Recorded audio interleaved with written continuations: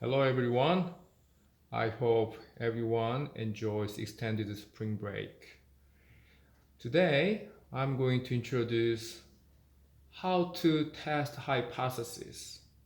Before doing that, you need to learn some important concepts. So, let's open slide set number 6, which is Introduction to Hypothesis Testing.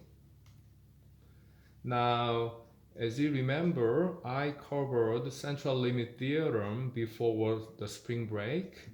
So I'm not going to review this again. Rather, I ask you to review if you have to. Now, the first concept I'm going to cover today is type 1 and type 2 error. Now, I simplified this type 1 and 2 error matrix on the whiteboard. As you see over here, if real null hypothesis, which is H0, that is notation for null hypothesis. If real null hypothesis is true, there are two options: accept it or reject it. Two options. Now, as a human, we don't know whether or not real null hypothesis is true. So we have to rely on human way of verifying null hypothesis, which is sample analysis. So our conclusion should be based on sample analysis result. So if sample analysis result says you have to accept null hypothesis, then we have to accept it. Likewise, if sample analysis says you have to reject null hypothesis, then we have to reject it. So there are two options. Now, if it is really true, the right choice should be we have to accept it. Real null hypothesis should be accepted. So nothing is wrong if we concluded this way, right? But if sample analysis tells that we have to reject it although real null hypothesis is true, then something is wrong. That is called type 1 error. It is also referred to as alpha. Now, let me just move on to when null hypothesis is really false. Likewise, we have two options. Sometimes we have to accept null hypothesis. Other times we have to reject null hypothesis based on sample analysis. Now, if null hypothesis is false, we have to reject it using common sense. So if we reject null hypothesis when null hypothesis is false, nothing is wrong. However, if we have to accept it although it is really false, something's wrong, that is called type 2 error.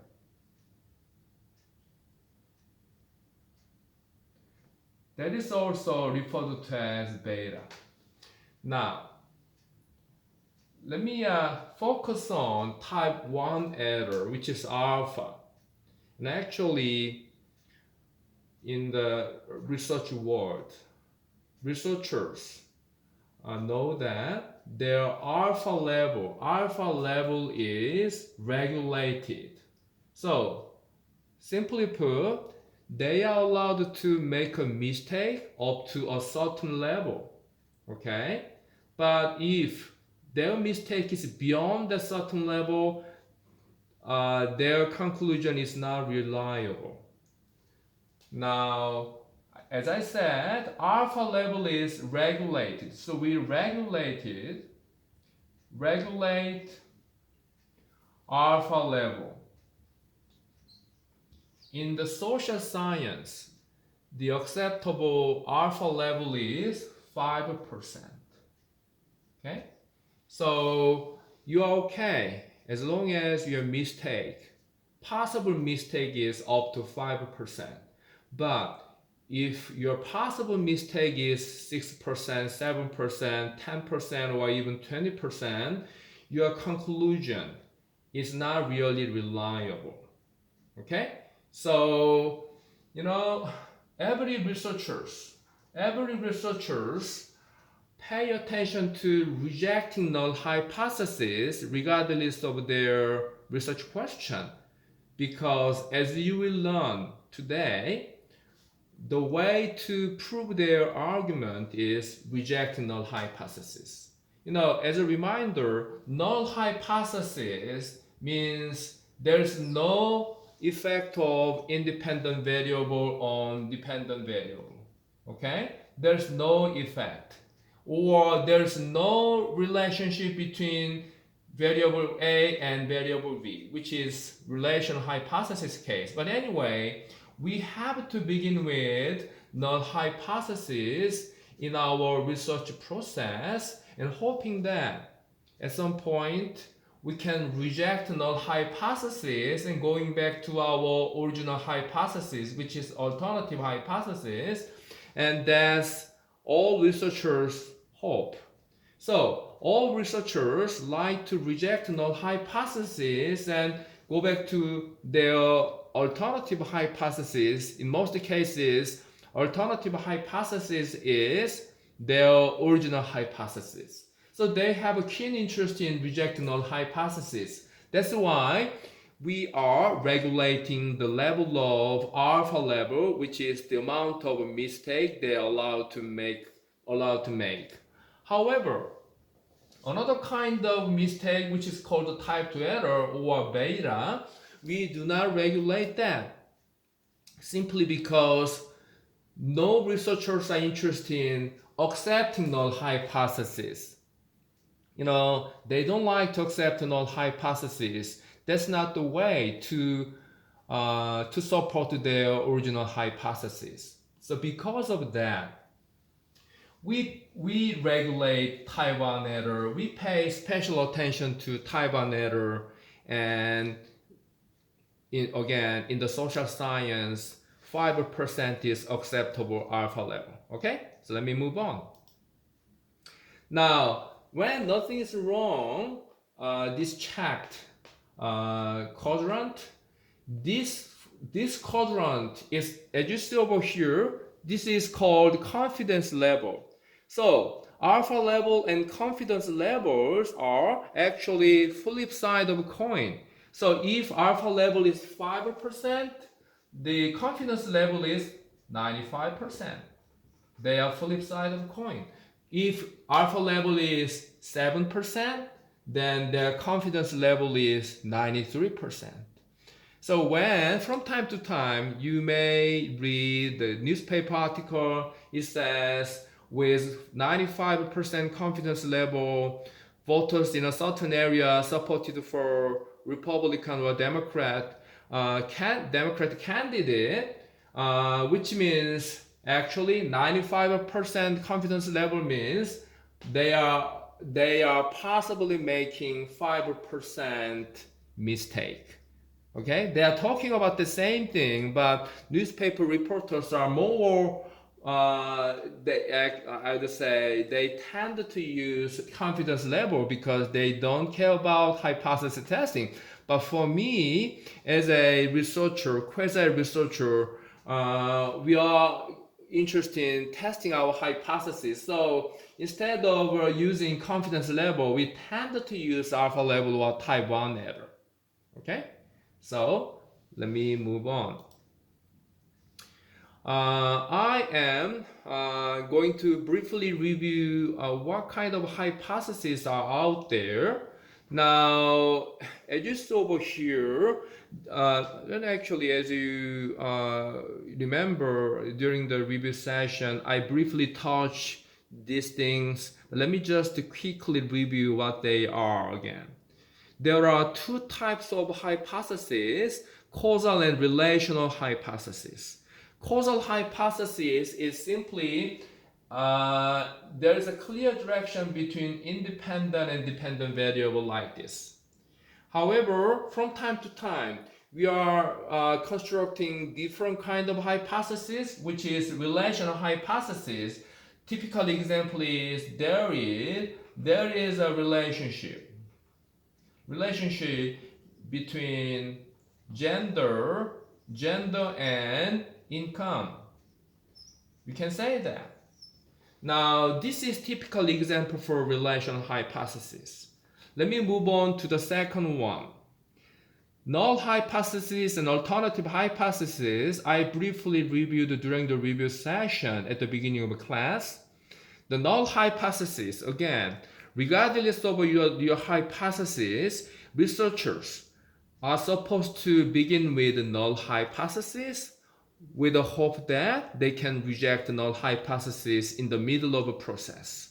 When they are able to reject the null hypothesis, they need to switch it to alternative hypothesis in most cases, which is researchers' original hypothesis. Now, I also reviewed during the review session one-tailed and two-tailed hypothesis.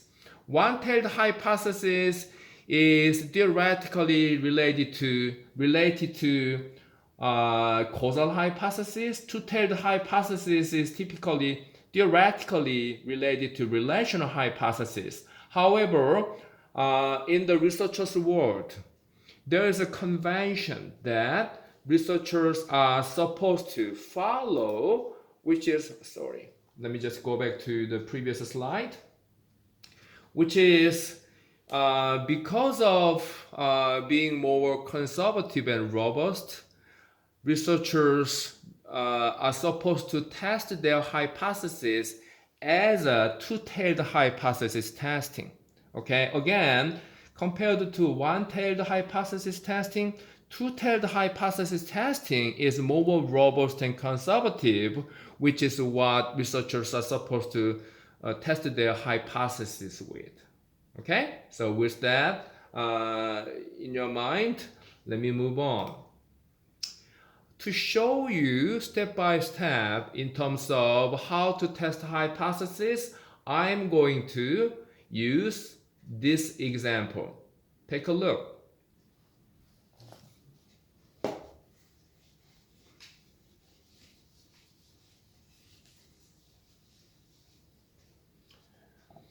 Okay, this is about the effect of extra stimulation given to their babies. Conventional wisdom says if mothers or their father give extra stimulation to their babies are going to grow faster in terms of eye opening, in terms of brain maturation, in terms of body weight, all different aspects, in all aspects, their babies are going to grow faster than otherwise. Again, that is a conventional wisdom. Now, we're gonna test this conventional wisdom simply saying, is there a really significant and positive effect of giving extra stimulation to the baby? So we're gonna use some information. Now, as you see over here, 2-year-old baby, okay, their population is known. The average weight of a 2-year-old baby's population is 26 pounds. So that is for 2-year-old baby's population. And their standard deviation is 4. Okay? Now, researcher chose N equals 16 baby. So they chose a sample N equals 16. And they gave extra stimulation for some weeks, maybe for some months, and then measure their sample's body weight, and they found that the average body weight of their sample babies was 30 pounds. Okay? Now,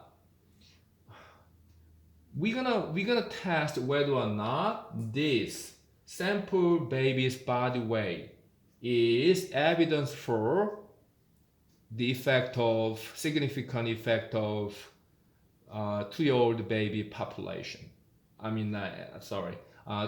significant effect of extra stimulation on 2-year-old baby population. So we're going to test that hypothesis. Now, the first step always will be we need to clarify the hypothesis. So we have to figure out which hypothesis we're going to test. So in this case, obviously, extra stimulation will lead to heavier body weight among babies, okay, that receive the extra stimulation. Now, in this case, researcher chose the baby's body weight as an indicator for the growth. Maybe other researchers may choose brain maturation by measuring baby's brain, which is not a really big deal technically, or they may measure how soon they open their eyes. Okay, so there are different indicators you can choose, but in this case, they decided to choose baby's body weight, which is simple and one good way of measuring the baby's growth. Okay, so as soon as you have your original hypothesis, let's say that is H1, you shouldn't have any problem figuring out your corresponding null hypothesis. So in this case, extra stimulation, okay, will not lead to heavier body weight among babies. Okay, so with this null and alternative hypothesis, we need to move on. Now, before moving on, let me just show you the kind of complicated graph, which is not really complicated at all. Let me explain one by one, okay? And take a look while I am drawing the graph.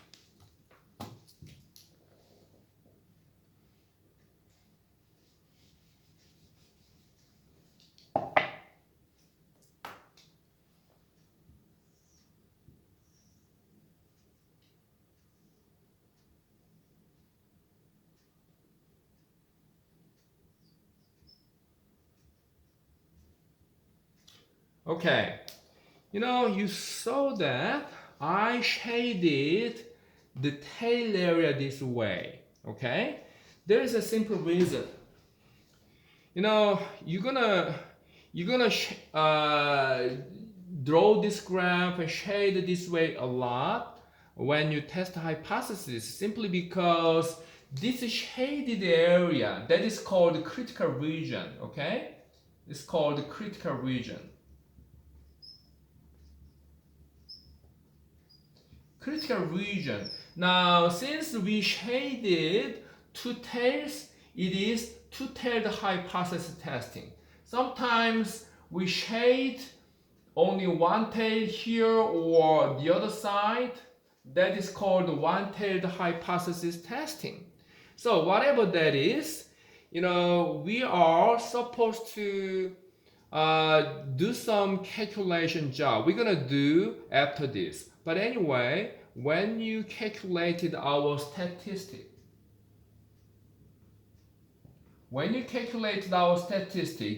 in this case, we're gonna calculate our z statistic. Okay, so whatever the statistic is, we are supposed to calculate that statistic, and once we found that statistic, we're going to place the value on the graph. If the value is belonging to this shaded area, we are able to reject null hypothesis. Let me give you a simple example. Let's say if you see your classmate driving very luxurious car like a Lamborghini or something like that, your first impression might be he must be coming from millionaire or billionaire family. Okay? Now, that is a common impression. Now, if you see him grabbing $1 menu at McDonald's very next day, then okay, yeah, even rich people enjoy dollar menu, hamburger. That's okay. But if you see him grabbing dollar menu next day and next day, and the following day and the following day, then you may begin to have a question on your first impression. Is he really coming from rich family? If you see him grabbing dollar menu 5 times in a row, Monday through Friday, then in most cases, you may want to reject your first impression, which was he is from rich family. Maybe instead of having the impression, you may conclude that he works for a dealer shop or something different. Okay, not a rich family kid. Okay, so what we're gonna do is, if you see him grabbing dollar menu 5 times in a row, that is the case for the critical region case. In other words, if your calculated statistics belong to critical region, that's the case. Like your friends grab dollar menu 3 times in a row or 5 times in a row, then what? He cannot be coming from rich family, simply because critical region means if null hypothesis is true, this shaded area value cannot easily happen. So if null hypothesis is true, your friends cannot grab dollar menu 5 times in a row. If null hypothesis is true, your calculated statistic cannot easily belong to this critical region. That's why it cannot be true. That's the logic for rejecting null hypothesis. Okay? Now, I said this is critical region. The boundary value for critical region is called critical value. Okay? Critical value. So, actually, we are supposed to find the critical value to make a decision. I'm going to move on, and really I'm going to put my hands on this graph. Now, again, we are supposed to find out z-score or z-statistic in this case. And before the spring break, I introduced central limit theorem and modified the z formula, which was, let me just erase some of this. I wrote that down over here. Modified z formula was n minus mu over sigma over root n. Okay, so that z will be calculated pretty soon. Let me just plug the given information over here. M is sample's mean value, which is actually 30. After being given extra simulation, baby's average body weight was 30 pounds. So 30, M is 30, minus mu is 2-year-old baby's average body weight, which is 26. Okay? Divided by sigma, which is 2-year-old baby's standard deviation 4 over square root sample size 16. Okay? So I need a larger whiteboard, but I don't have that. So I have to erase some of this again. Now the value is 30 minus 26 is 4. Root of 16 is 4. 4 over 4 is 1. So 4 over 1 is 4. So our z-score is 4. Okay? So we are going to place this value on the two-tailed hypothesis. Okay? Which is the common case again. Regardless of your hypothesis, researchers know that they are supposed to test their hypothesis as a two-tailed hypothesis. Now, the important thing on the graph is figuring out this critical value. Okay? this critical value can be found in t-table. Okay, now I understand some of you are already lost. Okay, don't worry. I'm not going to push you, figuring out these values and things like that, because on this online class format, I decide not to going that detailed way. Rather, I'm going to explain with very easy and competent, easy and a comfortable tool. I will explain that pretty soon, so don't worry. Okay, but anyway, theoretically, I needed to explain how to test hypothesis this way. Okay, so stay with me. Okay, so how to find out this critical value in the t-table? Let me open up t-table. Where is it? Okay, t-table. Where's t-table? Okay, stat table. You guys have a statistical table in your hand, which is posted in ASLearn. Let me open that. Now, t-table. Oh, actually, I'm sorry. I'm not using t-table. I'm using z statistic, which is supposed to related to unit normal table. Okay, unit normal table. Sorry about that. So z score. Now, this shaded area. Okay, this shaded area is equal to alpha level. Okay, remember that. The critical region area, if it is on both sides, you need to combine those, and then that is equal to alpha level. Okay, so alpha level is equal to critical region.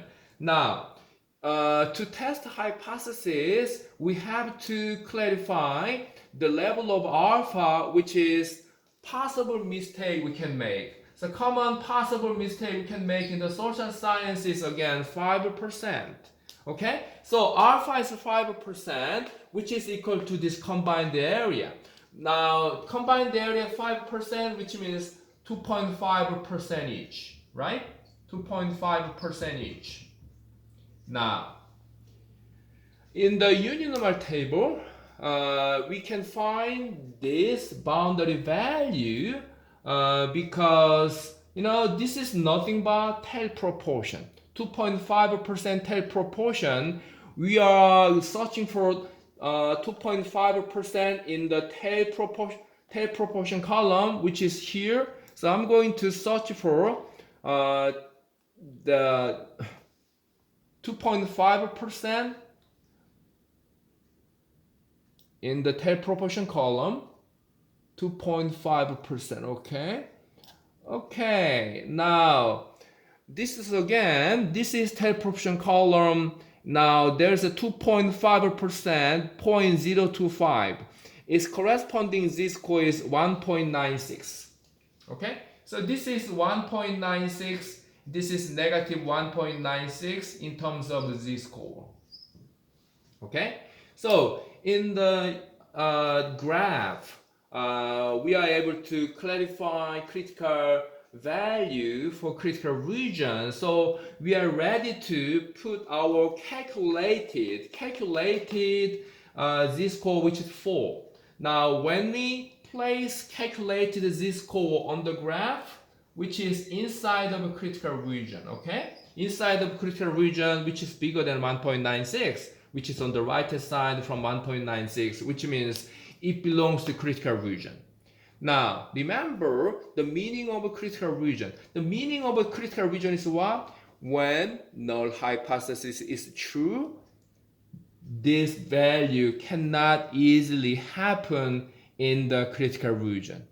However, 4 is in the critical region, which means null hypothesis cannot be true. That's the logic for rejecting null hypothesis, okay? So our conclusion is, first of all, we have to reject null hypothesis because our calculated z-score is bigger than critical value, which is inside of critical region. After rejecting null hypothesis, our conclusion will be should be in the research context, which means our original hypothesis is supported. Whenever we reject null hypothesis, our original hypothesis is supported. So researchers should be happy with this news. So the conclusion should be extra stimulation given to the baby will lead to significantly heavier baby's body weight. Okay, so with that conclusion, we are able to we are able to support the conventional wisdom. Okay, I'm not going to hold you more at this point. This is the first YouTube video. I'm going to give you another example in the next YouTube video. Okay, bye bye.